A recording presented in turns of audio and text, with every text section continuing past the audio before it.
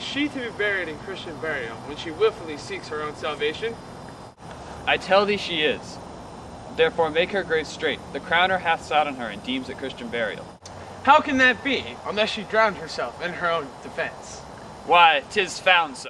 It must be se offendo. It cannot be else. For here lies the point. If I drown myself wittingly, it argues an act, and an act hath three parts: to act, to do, and to perform. Argal, she drowned herself willingly. Nay, but hear you, goodman Delver. Give me leave. Here lies the water. Good. Here lies the man. Good. If a man goes to this water and drowns himself, it is, will he nil he goes. Mark you that. But if the water comes to him and drowns him, he drowns not himself. Argal, he that is not guilty of his own death, brings not his own life. But is this law? Aye, marry is it. Crowner's quest law. Wilt thou have the truth on it? This had not been a gentlewoman. She should have been buried out o' Christian burial. And the more pity that great folk should have countenance in this world to drown or hang themselves more than they are even Christian. Come, my spade.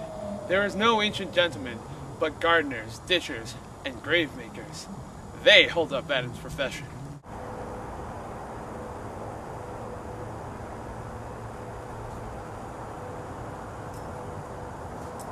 A 103 is forever when you're just a little kid. So Cyrus Jones live forever. Gravedigger, when you dig my grave, could you make it shallow? This fellow no feeling of business. He sings at grave making. Custom hath made it in him property of easiness. 'Tis even so. The hand of little employment hath the daintier sense. I will speak to this man. Whose grave is this, sirrah? Mine, sir. I think it be thine indeed, for thou liest in it. You do not lie in on it, sir, and therefore it is not yours. For my part, I do not lie on it, but yet it is mine. Thou dost lie in it, to be in it and say it is thine. It is for the dead, not for the quick, therefore thou liest in it. 'Tis a quick lie, sir, which will away gain from me to you. What man dost thou dig it for? For no man, sir. What woman then? For none neither. Who is to be buried in it? One that was a woman, sir. But rest her soul, she's dead. How absolute the knave is. We must speak by the card, or equivocation will undo us. By the Lord, Horatio, these 3 years I have taken a note of it. The age is grown so picked that the toe of the peasant comes so near the heel of the courtier he gales his nab. How long hast thou been a grave maker? Of all the days of the year, I came here the day that our last King Hamlet overcame Cornwall. How long is that since? Can you not tell that? Every fool can tell that. It was the day that young Hamlet was born. He that is mad and sent into England. Aye, Mary, why was he sent into England? Why? Because he was mad. He shall recover his wits there. And if he do not, 'tis no great matter there. Why? 'Twill not be seen in him there. There the men are as mad as he. How came he mad? Very strangely, they say. How strangely? Faith, e'en with losing his wits. Upon what ground? Why, here in Denmark. I have been sexton here, man and boy, for 30 years. How long will a man lie in the earth ere he rot? Faith, if he be not rotten before he dies, as we have many pocky corpses nowadays that will scarcely last the laying in.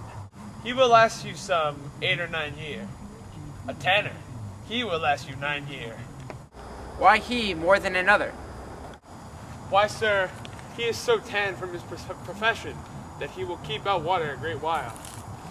And water is a sore decayer of your horse-son dead body. Here's a skull now. This skull has laid out of the earth 23 years. Whose was it? A horse son's mad fellow it was. Whose do you think it was? Nay, I know not. A pestilence on him, the mad rogue. He poured a flagon of reddish upon my head once. The skull sorter is Yurik's skull, the king's jester. This? Yeah. E'en that. Let me see.